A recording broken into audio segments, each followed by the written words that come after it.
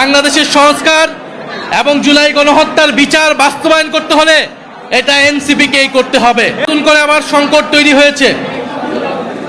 আপনারা দেখছেন সংসদে আপনাদের বৃহত্তর চট্টগ্রামের সন্তান তিনি রাগঢাক ছাড়াই বলে ফেললেন যে তারা নির্বাচনের জন্য সংস্কার প্রশ্নে তখন জনগণের কাছে কমিটমেন্ট দিয়েছিলেন এবং নির্বাচনের পরে তাদের আসল রূপ আসল চেহারা বের হয়েছে। তারা আসলে সংস্কারের প্রতি কখনোই কমিটেড ছিলেন না এবং আমরা এই কথাটি অনেক আগে থেকেই বলে এসেছি। বাংলাদেশের সংস্কার এবং জুলাই গণহত্যার বিচার বাস্তবায়ন করতে হলে এটা এনসিপিকেই করতে হবে, বলে এনসিপিকেই দ্বারা হতে হবে এবং সংস্কারের পক্ষে বিচারের পক্ষে আপনাদের আমাদেরকে আন্দোলন গড়ে তুলতে হবে সংসদ এবং সংসদের বাহিরে। সেটার জন্য তরুণ প্রজন্ম এবং যারা জুলাই গণঅভ্যুত্থানে যে সকল পক্ষ অংশগ্রহণ করেছিল তাদের সবাইকে আবার ঐক্যবদ্ধ হতে হবে। আমার আজকে দেখে খুব ভালো লাগছে, আজকের এই অনুষ্ঠানে আমাদের অনেক বোনেরা এসেছেন, আমাদের অনেক আপুরা এসেছেন এই কর্মসূচিতে এবং যোগ দিচ্ছেন নতুন করে। আমরা এই জুলাই গণঅভ্যুত্থানে এই চট্টগ্রামেও দেখেছিলাম হাজার হাজার মেয়েরা বোনেরা আমাদের সাথে আন্দোলনে শরিক হয়েছিল। এটা আমাদের ব্যর্থতা, আমরা সেই বোনেদেরকে ধরে রাখতে পারিনি। আমাদেরকে সেই বোনেদেরকে আবারও রাজনীতিতে নিয়ে আসতে হবে এবং তাদের জন্য উপযুক্ত পরিবেশ, নিরাপদ পরিবেশ নিশ্চিত করতে হবে। সেটা আমরা পারবো তো ইনশাল্লাহ?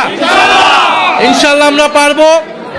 দেশে হামের প্রকট ছড়িয়ে গিয়েছে, শতাধিক শিশু মারা গিয়েছে। আমরা একটা কথাই বলতে চাই, এই হামের এই সংকটের জন্য প্রকৃতভাবে যে দোষী তার বিচার নিশ্চিত করুক সরকার, কিন্তু কেবল পূর্ববর্তী সরকারের উপর দায় চাপিয়ে দিয়ে এই সরকার তার নিজের কোনো দায় নেবে না, এটা হতে পারে না। আপনারা প্রয়োজনীয় ব্যবস্থা নিন, তদন্ত করুন, যে দোষী তার বিচারের আওতায় আনুক। আমরা চাই না আর একটি শিশুও হামের জন্য মারা যাক। প্রয়োজনীয় ব্যবস্থা নিশ্চিত করুন, আইসিইউর ব্যবস্থা নিশ্চিত করুন। বাংলাদেশের আমরা চাই না নতুন করে আর কোনো শিশু মারা যাক বা অসুস্থ হোক। প্রিয় চট্টগ্রামবাসী, আপনারা জানেন যে পশ্চিম বাংলায় খুব সাম্প্রতিক সময়ে একটি নির্বাচন হয়েছে। বাংলাদেশের পার্শ্ববর্তী এলাকা হিসেবে পশ্চিমবঙ্গ আমাদের জন্য অত্যন্ত গুরুত্বপূর্ণ। সেই নির্বাচন তাদের অভ্যন্তরীণ বিষয়, কিন্তু নির্বাচন নিয়ে আমরা এই জন্য কোনো কথা বলতে চাই না। কিন্তু আমরা দেখেছি নির্বাচনের আগে কয়েক লাখ ভোটারের নাগরিকত্ব কেড়ে নেওয়া হয়েছে, তাদেরকে ভোটদান থেকে বিরত রাখা হয়েছিল। তাদের অধিকাংশ ছিল মুসলমান এবং মতুয়া সম্প্রদায়ের। এবং আমি সংসদেও এটা বলেছি, আমরা বলেছি এই যে মুসলমানদেরকে সেখানে নির্যাতন করা হচ্ছে, তাদের ভোটাধিকার কেড়ে নেওয়া হচ্ছে, এটার প্রভাব বাংলাদেশেও পড়বে। এবং নির্বাচনের পরেও সেখানে মুসলিম নির্যাতন হচ্ছে, মতুয়া দলিত সম্প্রদায় সংখ্যালঘু সম্প্রদায়ের উপর নির্যাতন করা হচ্ছে। আমরা একটা কথা সুস্পষ্টভাবে বলতে চাই, আপনাদের উদ্দেশ্যে বলতে চাই, পশ্চিমবঙ্গের এই নির্বাচনের ফলাফলের পরে বাংলাদেশের দায়িত্ব অনেক বেড়ে গিয়েছে। বাংলাদেশকে দায়িত্বশীল আচরণ করতে হবে।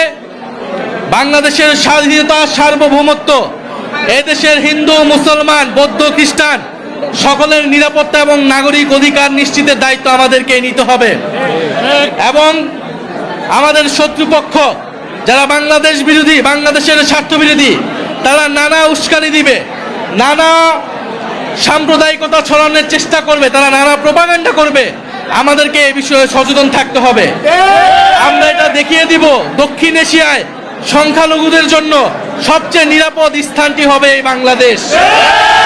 বাংলাদেশকে বাংলার মুসলমান, দলিত, মতুয়া সম্প্রদায় সকলের দায়িত্ব নিতে হবে এবং তাদের অধিকারের পক্ষে কথা বলতে হবে। প্রিয় চট্টগ্রামবাসী, আমি আপনাদেরকে আবারও কৃতজ্ঞতা জানাচ্ছি। আজকে যারা নতুন করে যোগদান দিচ্ছেন এবং এইখানে অলরেডি যারা আছেন, যারা কেন্দ্রীয় নেতৃবৃন্দ আছেন, সবাইকে একটাই প্রতিজ্ঞা করতে হবে, আমরা নিজেদের মধ্যে কোনো দ্বন্দ্ব রাখবো না।